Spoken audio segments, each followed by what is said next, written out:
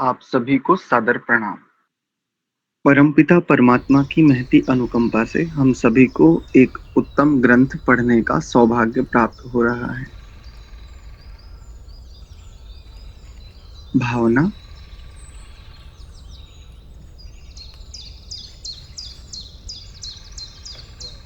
प्रभु सदैव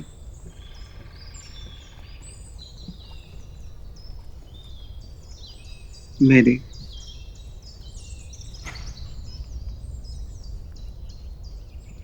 अनुकूल, सदैव वर्तमान, सर्वत्र उपस्थित,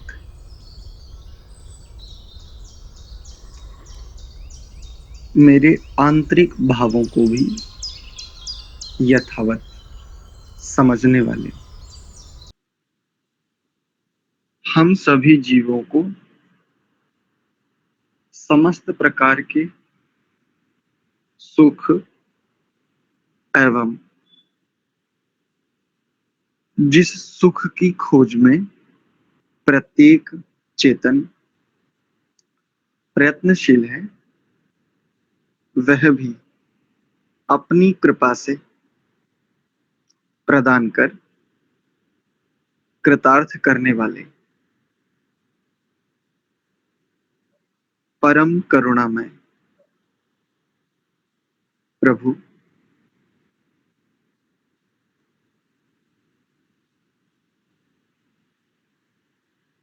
मंत्र पाठ। ओम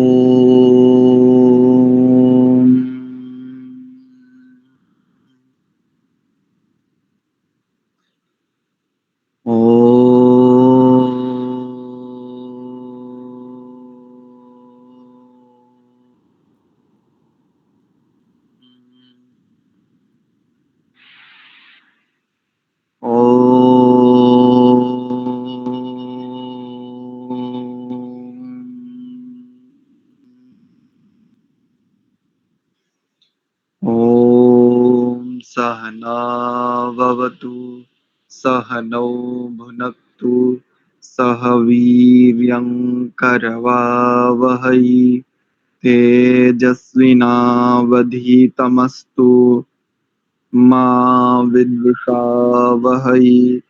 ॐ शान्ति शान्ति शान्तिः। ओम। आप सभी का पुनश्च हार्दिक स्वागत एवं अभिनंदन संस्कार विधि स्वाध्याय की इस कक्षा में।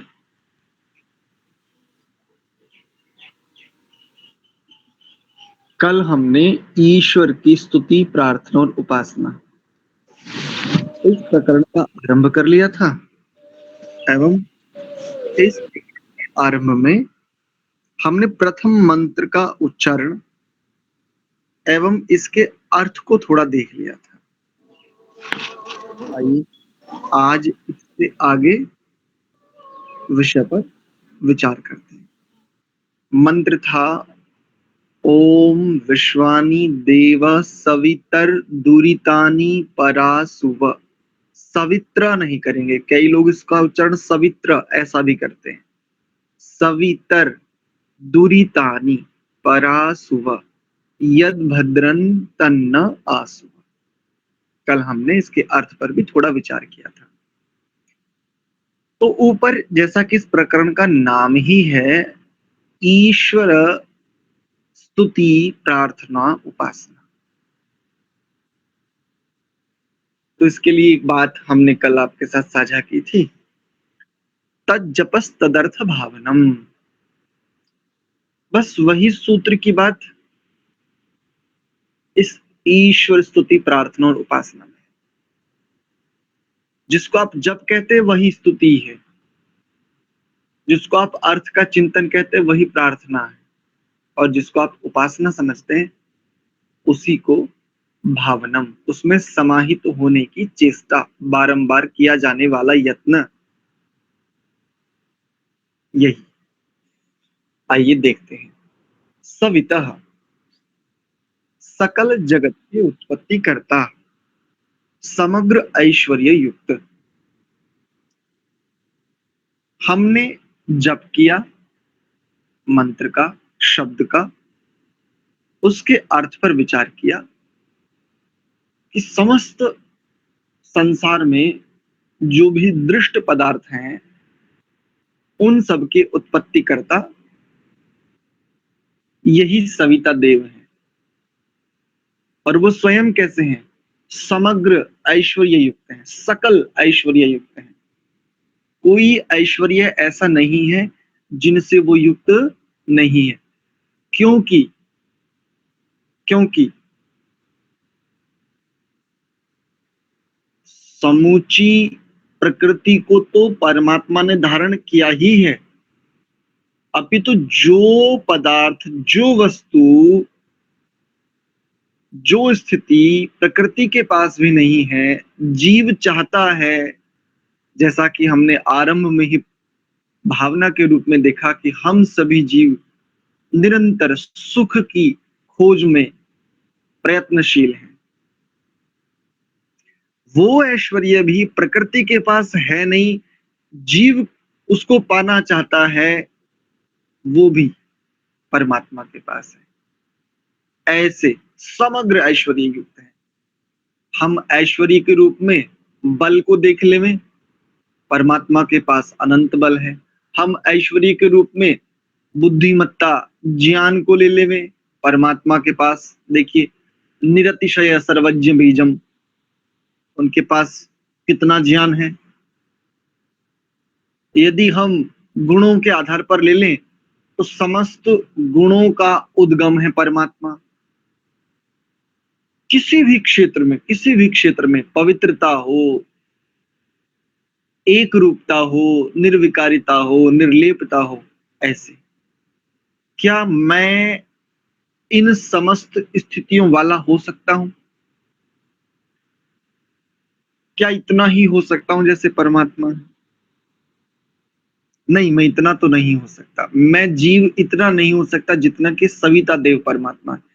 लेकिन यदि मैं सविता की उपासना कर रहा हूं, यदि मैं भावना कर रहा हूं, तो मुझ जीव की स्थिति भी सविता के समतुल्य, नहीं तो उसके जैसी कुछ ना कुछ अवश्य होनी चाहिए। मैं उत्पत्ति करता नहीं हूं, लेकिन उत्पत्ति आदि को समझ तो सकता हूं। मैं समग्र ऐश्वर्य युक्त नहीं हो सकता, नहीं हूं, किंतु ऐश्वर्यों को समझते हुए, जानते हुए, यथासंभव अपने जीवन में उन ऐश्वर्यों को धारण करते हुए अन्यों को भी उस ऐश्वर्य की ओर प्रेरित कर सकता हूं। मैं ऐसा हो जाऊं, मैं कितना हो सकता हूं? ये है उपासना, ये है भावनम। मेरे भीतर भी सविता के गुण आ जावें, मैं भी उनको धारण कर लूं। मैं भी जगत को इस रूप में लीजिए कि मैं भी पर चित्त में, मैं भी पर बुद्धि में स्वयं सहित उत्पत्ति करूं। किसकी? शुद्धता की, शुद्ध संस्कारों की, शुद्ध ज्ञान की, शुद्ध चैतन्य भाव की। मैं हो जाता हूं सविता, मैं हो सकता हूं। प्रभु ने मुझे यह सामर्थ्य दिया है। देव, तो कल हमने एक धातु आपको बताई थी, दिवु, क्रीड़ा, विजिगीषा, व्यवहार, द्युति, स्तुति, मोद, मद, स्वप्न, कांति, गतिषु। इस धातु से देव शब्द सिद्ध होता है। विद्वांस वही देव, ऐसा भी कहते हैं। देने वाले को देव कहते हैं। अब देने वाले भी दो प्रकार के देव होते हैं, लेकिन यहां पर देखो कितना सुंदर अर्थ किया। शुद्ध स्वरूप, सब सुखों के दाता परमेश्वर।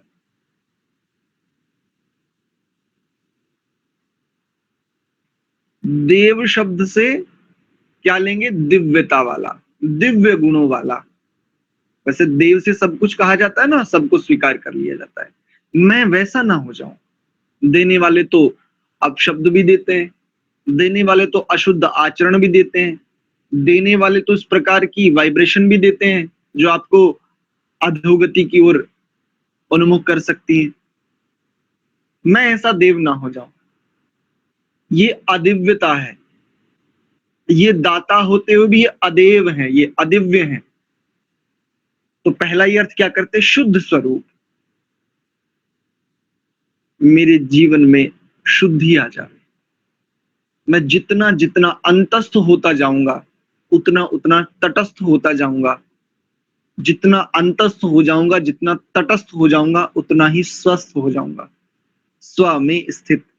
और जितना जितना मैं जीव, मैं आत्मा स्व में स्थित हो जाऊंगा, उतना ही देव हो जाऊंगा, शुद्ध स्वरूप हो जाऊंगा, बाह्य समस्त स्थितियों से एकदम पृथक, विरक्त, भीतर में समाहित, स्वयं को स्वयं ही में समेट लेना। मानो कछुए रूपी आचरण को मैंने धारण कर लिया। जितना मैं अंतस्थ हो जाऊंगा, तटस्थ हो जाऊंगा, स्व में स्थित हो जाऊंगा, उतना ही सुखकारी हो जाऊंगा, शांतिमय हो जाऊंगा। और ठीक वही, जितना मैं स्वयं के लिए शांतिकारक हो जाऊंगा, कल्याणकारक हो जाऊंगा, सुखमय हो जाऊंगा, स्थिरता में वास करने लगूंगा, अन्यों के लिए भी उतना ही हो सकता हूं। आगे शब्द पर विचार करते हैं। आप कृपा करके, ये किसी विद्वान से भी प्रार्थना की जा सकती है और हम करते भी हैं। हम कई बार अपने किसी भी स्थिति को लेकर के कई बार हम गिव अप करते हैं। हम ढूंढते हैं कि कोई ऐसा पात्र मिले, कोई ऐसा सुपात्र मिले जहां मैं अपना सब कुछ रख सकूं। एक बार मैं बिल्कुल, जिसको कहें, मैं नग्न हो जाना चाहता हूं। मैं अपने गुरु के समक्ष बिल्कुल सब कुछ समर्पित कर देना चाहता हूं। नग्नता का तात्पर्य वो शारीरिक स्तर पर नहीं लेना। नग्नता का तात्पर्य सब कुछ, मेरे गुण दोष सब सब मैं, प्रभु ये हैं और यहां से मैं नहीं निकल पा रहा हूं, मेरी सहायता कीजिए, मुझे पथ प्रदर्शित कीजिए। जैसे अर्जुन ने भगवान कृष्ण से कहा, प्रभु जानता हूं कि मैं धर्म की ओर खड़ा हूं, लेकिन ये निर्णय नहीं ले पा रहा हूं। ऐसे न अस्माकम, जो स्वयं सिद्ध कर लेता है स्वयं को, वो अन्यों के लिए भी ऐसा हो सकता है। न यानी अस्माकम, हम सबके। जिसने अपने मलों को, जिसने अपने दोषों को दग्ध कर लिया है, हटा लिया है, जो इनसे रिक्त हो चला है, अब ऐसा चेतन तत्व, ऐसा पुरुष, आत्मा भी और परमात्मा भी, दोनों से प्रार्थना की जा सकती है। विश्वानि दुरितानि, सकल दुरितानि, संपूर्णानि दुरितानि, सभी दुरितों को। और किन किन दुरितों को? जो भी व्यवहारिक हैं, वाचिक हैं, कायिक हैं, बौद्धिक हैं, मानसिक हैं, अथवा आत्मिक हैं। इन सभी दुरितों को, समस्त अभद्र को, समस्त अकल्याण को कब हट सकता है? हटाने की तो अभी बात ही नहीं। समस्त अकल्याण कब समझेंगे? क्या है? जितने जितने अंतर में स्थित होते जाएंगे। उपासना का परिणाम, इसकी परिणति है ही इसमें कि हम स्व में स्थित हो जावे। इसकी मूल परिणति यही है, इसका परिणाम यही है। उपासना घटित हो रही है तब ही। देख लीजिए, एक मूल बात, एक मूल मंत्र साझा कर रहा हूं। जब जितने जितने अंशों में हम स्वयं को स्वयं में स्थित देखें, देख लेवें, संस्कार है, विकार है, विचार है, सब कुछ विद्यमान है, लेकिन मैं पृथक हूं। और मैं इन सबको तटस्थ भाव से देख रहा हूं। अच्छा, ये वृत्ति है, ये विचार है, ये विकार है, ये व्यवहार है, इत्यादि। यही उपासना की परिणति है। और ये कब समझ पाऊंगा क्या दुर्गुण है? कहीं ऐसा तो नहीं जिसे मैं गुण समझ रहा हूं वो दुर्गुण ही हो? कहीं ऐसा तो नहीं जिसे मैं व्यसन अथवा जिसे मैं बहुत अच्छा व्यसन समझ रहा हूं वह दुर्व्यसन हो? जिसमें मैं सुख ले रहा हूं वह दुख हो? दो प्रकार से समझा जा सकता है। एक, बाह्य चेष्टा के माध्यम से, अनुभूति के स्तर पर अथवा शब्द प्रमाण के स्तर पर। दूसरा, आंतरिक प्रत्यक्ष। दो स्थितियों से जान सकते हैं कि जिसको मैं गुण समझ रहा हूं कहीं उसमें दुर्गुण तो नहीं है, अथवा मिश्रित स्थिति तो नहीं है। जिसको मैं उत्तम व्यसन समझ रहा हूं कहीं ये दुर्व्यसन तो नहीं है। और जिनमें मैं सुख ले रहा हूं तो इन सुखों को देखूं एक एक को उठा करके, क्या मैं देख पा रहा हूं? यदि मैं देख पा रहा हूं, निश्चित तद अर्थ भावनम, मैं उपासना में हूं। यदि मैं इनको परासुव, हटा पा रहा हूं, निश्चित संपूर्णानि दुरितानि परासुव, सबको दूर कर दीजिए। क्या किसी से प्रार्थना करने से दूर हो जाते हैं क्या? हाँ, दूसरे की सहायता से भी हम बहुत सारे दुरितों से, अभद्र से, अमंगल से, अकल्याण से हटते हैं। दूसरे की उच्च दृष्टि का यदि हमें तनिक भर सहारा मिल जावे तो हम बहुत सारे दोषों से ऐसे छूट जाते हैं जैसे पकने पर फल अपने मूल तंतु से छूट जाता है। बिल्कुल वैसे ही जैसे आप मंत्र का उच्चारण करते हैं, त्रयंबकम यजामहे सुगंधिम पुष्टिवर्धनम, बिल्कुल वैसे ही। और हम सुगंधित होते चले जाते हैं। कब? तो देखो सुगंधि को देखो यहाँ इस मंत्र में किस रूप में कहते हैं। भाव वही है, सुगंधिम पुष्टिवर्धनम। हम सुगंधित हो जाएं, पुष्टिकारक हो जाएं, स्वयं के लिए भी और अन्यों के लिए भी। जो स्वयं के लिए हो गया वो अन्यों के लिए होना ही है, स्वाभाविक है ही, उसको होना ही होगा। अछूता नहीं रह सकता। जो स्वयं सुगंधिकारक हो गया, जिसके स्वयं के मल नष्ट हो गए, वो दूसरों को निर्मल करने का अवश्य प्रयत्न करेगा। क्योंकि सामर्थ्य की सार्थकता इसी में है कि दूसरे का भी कल्याण हो जावे, दूसरे को भी वो पथ मिल जावे जिस पथ से मैंने उत्तम स्थिर सुख को अर्थात आनंद को मैंने चखा है। ये आनंद रूपी जो फल है, इसकी जो मिठास, इसका जो माधुर्य है, इसकी जो पुष्टि वर्धन स्थिति है, इसमें जो पौष्टिकता है, इसमें जो सुगंध है, इस सुगंध का अनुभव अन्य भी करें। यत, जो भद्रम, कल्याणकारक है। और क्या क्या है कल्याणकारक गुण? क्या मेरे जीवन में कोई ऐसा है? क्या मैं आत्मा इस जीवन में ऐसा कुछ कोई भी गुण धारण कर पाया हूं अभी तक? जितनी जितनी उत्तम बातें मैं देख रहा हूं, जान रहा हूं इस जीवन में, बाह्य और आंतरिक रूप से, क्या उनमें से किसी भी बात के ऊपर, किसी भी विचार के ऊपर मैं आचरण कर पा रहा हूं?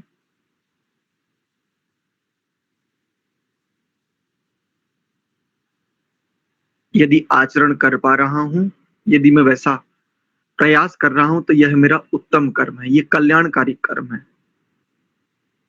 और जितना जितना यह कर्म बढ़ेगा ये मेरे जीवन में गुण के रूप में समाविष्ट हो जाएगा।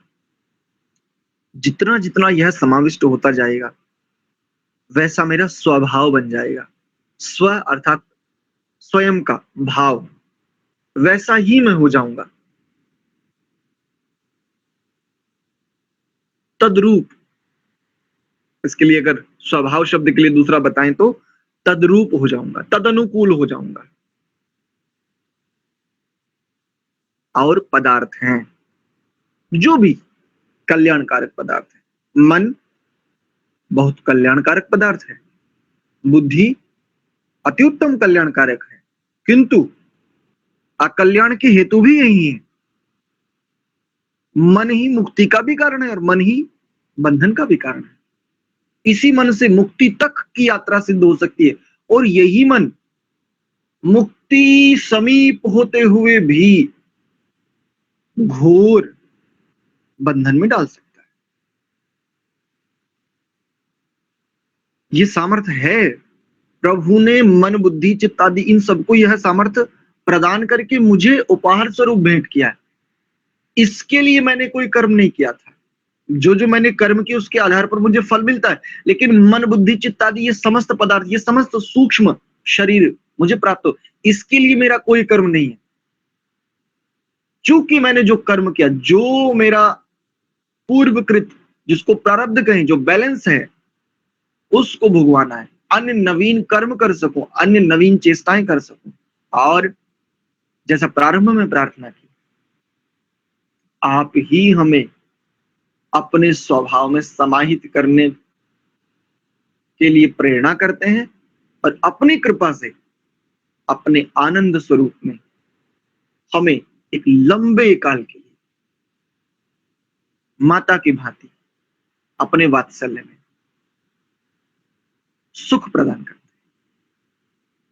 हैं। भद्रम तत् आसु, वह सब हम प्राप्त कर लेंगे, हम प्राप्त करें, हमें प्राप्त कराइए।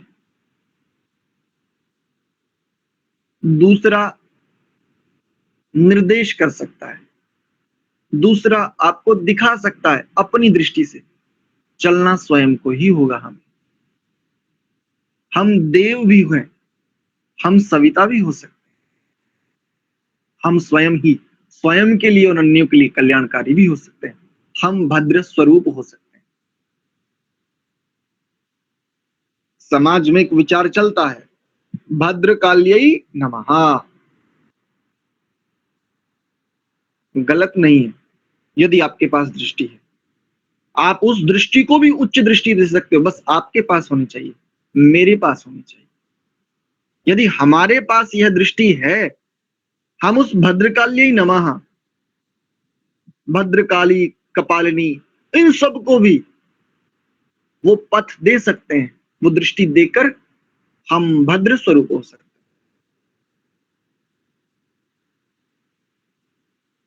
आशा करता हूं अच्छे से स्पष्ट हो गया होगा। ये है तज्जपस तदर्थ भावनम, तत्जपः तदर्थम तस्य भावना। ये है ईश्वर की स्तुति, प्रार्थना, उपासना। ईश्वर अर्थात ऐश्वर्य वाला, संसार में सकल ऐश्वर्य युक्त परमात्मा ही है, लेकिन परमात्मा तक हमें पहुंचाने के लिए, वो पथ दिखाने के लिए कोई ना कोई तो माध्यम चाहिए ना। उसी को हम कहते हैं गुरु। इस तो ये गुरु वो कुंजी है जो द्वार खोल देता है, जो कपाट खोल देता है। यही वो द्वारपाल है। यदि हमने इस द्वारपाल को मना लिया, इस गुरु को मना लिया, अब हम प्रवेश कर जाएंगे। यदि कोई गुरु ऐसा मिल गया और उसने कहा कि ठीक है, तुम पात्र हो, चलो मैं तुम्हें भीतर प्रवेश करने की अनुमति देता हूं, हो गए हम निहाल हो जाएंगे। ठीक है, इतना ही रखते हैं। इससे संबंधित यदि किन्हीं का कोई प्रश्न है तो आप प्रश्न पूछ सकते हैं। अनुपमा जी।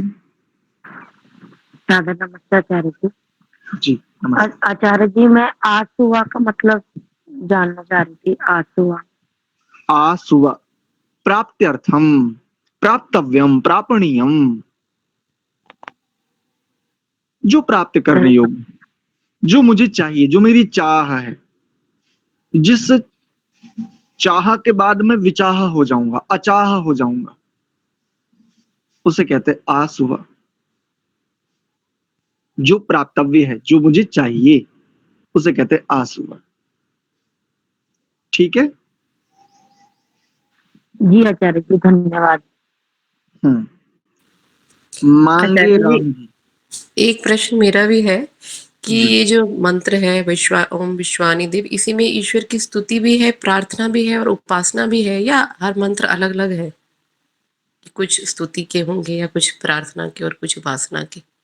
इन 8 मंत्र में कोई एक मंत्र ऐसा नहीं है जिसमें स्तुति नहीं है, जिसमें प्रार्थना नहीं कर सकते, जिसकी उपासना नहीं कर सकते। उपास्य पदार्थ 2 होते हैं, जिनकी उपासना की जावे 2 पदार्थ होते हैं उपास्य। एक पुरुष की पुरुष भी उपासना करता है, अर्थात आत्मा परमात्मा की उपासना करता है, और एक जड़ पदार्थों की भी उपासना की जाती है। अनुसंधान की दृष्टि से, लौकिक उत्थान की दृष्टि से, तो उपास्य पदार्थ भी हो सकते हैं। इन 8 मंत्रों में कोई भी एक मंत्र ऐसा नहीं जिसमें स्तुति ना हो, प्रार्थना ना हो और उपासना ना हो।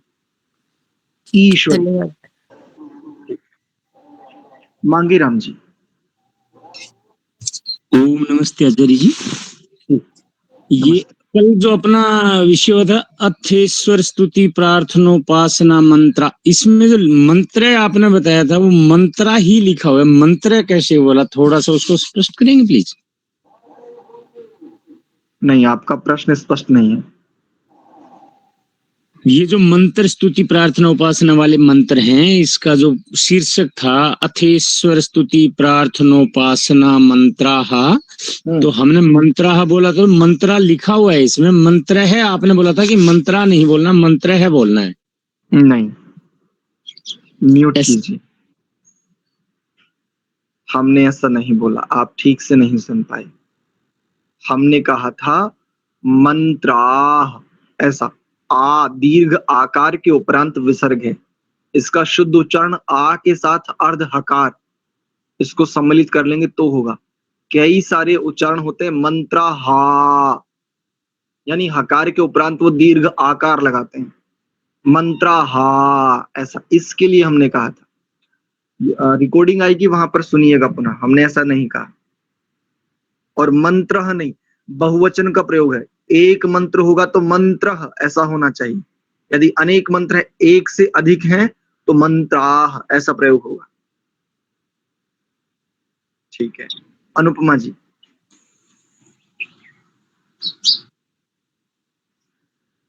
यजुर्वेद के 30वें अध्याय का 3रा मंत्र है। राजश्री जी।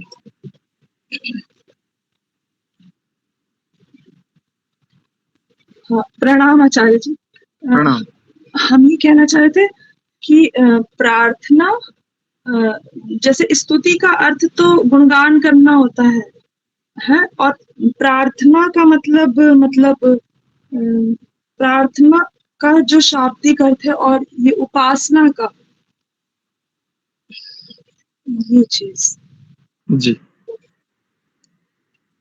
ठीक है। देखो, वही तो बता रहा था, मैं तो सोच रहा था कि आपके कहीं बहुत आध्यात्मिक प्रश्न आएंगे। आप तो शाब्दिक प्रश्न कर रहे हैं, आप तो बौद्धिक प्रश्न कर रहे हैं, मेरा तो ऐसा विचार ना था। अस्तु, वही तो बता रहा था कि प्रार्थना किसे कहेंगे, स्तुति किसे कहेंगे, उपासना का तात्पर्य वही तो समझा रहा था। चलो पुनः एक बार पुनरावृत्ति करा देते हैं। स्तुति का अर्थ होता है कहना, जप करना, कथन करना, जिसको आप गुणगान कह लीजिए। गुणगान, कथन, स्तुति, ये सब वही स्तुति है। और गुणगान किसका होता है, कथन किसका होता है? तो कथन, गुणगान, वक्तव्य, जो जैसा है उसको वैसा, जो पदार्थ, जो वस्तु तत्व जो जैसा है उसको वैसा ही कहना, वैसा ही कहने का यत्न करना। प्रार्थना क्या है? तो चिंतन करना अर्थ पर। ये जो मैंने कहा, इसका संबंध किसके साथ है, इसका प्रयोजन क्या है? ये प्रार्थना प्रार्थना करने से होता क्या है? तो जिसका जो हम कथन कर रहे हैं, जो हम वाचन कर रहे हैं, जो हम स्तुति कर रहे हैं, गुणगान कर रहे हैं, जिसका भी निश्चित वह श्रेष्ठ पदार्थ है। और जिस श्रेष्ठ पदार्थ का, जिस श्रेष्ठ वस्तु का, जिस श्रेष्ठ स्थिति का हम गुणगान कर रहे हैं, कथन कर रहे हैं, वक्तव्य उसके विषय में प्रस्तुत कर रहे हैं, उसका सामर्थ्य कितना है, उसके सामर्थ्य से मैं स्वयं कितना लाभान्वित हो सकता हूं, मैं आत्मा। यह इसकी प्रार्थना है। और उपासना, मैं उसमें समाहित हो जाऊं, मैं उसमें डूब जाऊं, तल्लीन हो जाऊं, मैं उसमें मुग्ध हो जाऊं, मैं खो जाऊं उसमें। मेरी इच्छा यह है कि कोई इच्छा ना रहे, मैं अनिच्छ हो जाऊं। मेरी बस एक ही इच्छा है कि अब कोई इच्छा ना रहे। मेरी ये चाह है, ये मेरी आंतरिक चाह है कि मैं विचाह हो जाऊं, मैं अचाह हो जाऊं। यही तो है उपासना। जी उपासना की अंतिम परिणति यही तो है। उपासना का अर्थ होता है उसमें समीपता, उसमें प्रवेश। उसमें प्रवेश करें, या वो स्थिति हम स्वयं के भीतर कब हो पाएगा? जब हम उसमें प्रवेश कर पाएंगे। प्रवेश हम देह से भी करते हैं, मन से भी करते हैं और बुद्धि से भी करते हैं। तो जो देह से प्रवेश हो रहा है, वस्तुतः उसके पीछे भी मन बुद्धि तो काम कर ही रहे हैं। तो उपासना का अर्थ होता है समीपता, सामीप्य, अत्यंत निकटता, निकटस्थ, निकटता में जो स्थित हो जाता है उसे कहते हैं उपासना। आशा करता हूं अब स्पष्ट हो गया होगा। जी आचार्य जी धन्यवाद। जो आपने वो बोला था तत्शब्द तदर्थ और तस्य भावेन, उससे ही संबंध है ना? है ना? जी जी, थैंक यू धन्यवाद जी, धन्यवाद। चलिए ठीक है। आज के, हाँ, सुनीता करके कोई है संभवतः, ये सुनीता है, सविता कौन है? आपने हैंड रेज किया फिर से। नमस्ते गुरुजी। मनुष्य हाँ। का लक्ष्य या कर्तव्य क्या है? मनुष्य का कर्तव्य क्या है, ये प्रश्न है आपका? मनुष्य का लक्ष्य या कर्तव्य क्या है? अच्छा, ठीक है। मनुष्य का लक्ष्य या कर्तव्य रिक्त होना है, मुक्त हो जाना है। अंतिम लक्ष्य तो ये है। और उससे पूर्व दो लक्ष्य होते हैं। जीवन का लक्ष्य होता है और जीवन में लक्ष्य होता है। जीवन में लक्ष्य नहीं होगा तो दिशा विहीन होगा, अनावश्यक चेष्टाओं में रहेगा, संलिप्त रहेगा, लिप्त रहेगा, व्यथित रहेगा। यदि जीवन में लक्ष्य नहीं है तो जीवन में भी लक्ष्य होने चाहिए। जीवन में लक्ष्य का तात्पर्य मेरे जीवन में कर्म प्रधानता हो, मैं जीवन में पुरुषार्थी रहूं, उद्यमी रहूं, अकर्मण्यता मेरे जीवन में ना हो।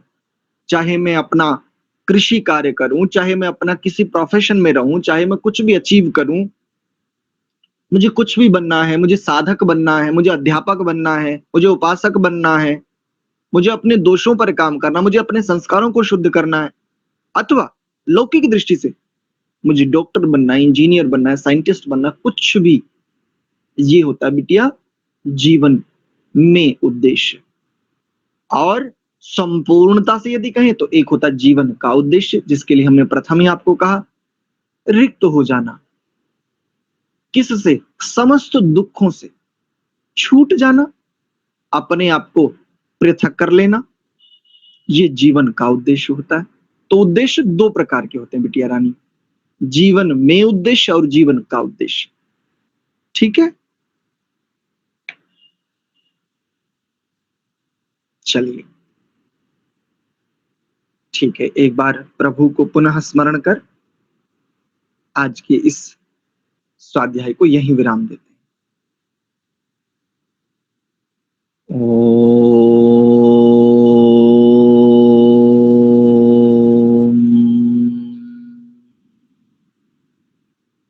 शांत शांत शांति ही। आप सभी को बहुत बहुत धन्यवाद। सादर प्रणाम। सर्वेभ्यो नमः।